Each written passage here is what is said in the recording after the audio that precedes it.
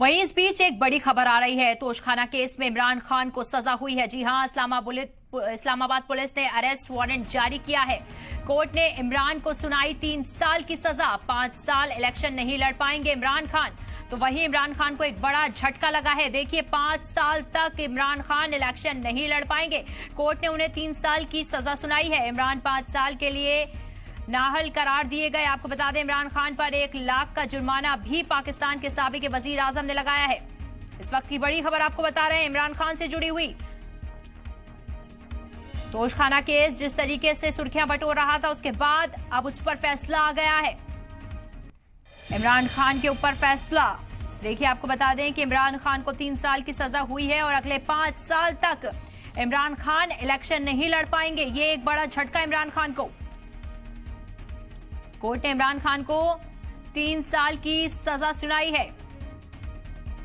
5 साल इलेक्शन नहीं लड़ पाएंगे अब इमरान खान। देखिए, एक बड़ा झटका इमरान खान को लगा है। जहां एक तरफ इमरान खान लगातार कंट्रोवर्सी में घिरे हुए थे, वहीं इस बीच एक बड़ा झटका इमरान खान को लगा है। लगातार इमरान खान पर आरोप लगाए जा रहे थे। उनके करीबियों के घर पुलिस भेजी जा रही थी और ये एक बड़ा मुद्दा इमरान खान के लिए बना हुआ था, जिसमें अब इमरान खान को आरोपी मानते हुए 3 साल की सजा सुना दी गई है और वहीं इमरान खान पर जुर्माना भी लगाया गया है। इस वक्त की बड़ी खबर आपको बता रहे हैं।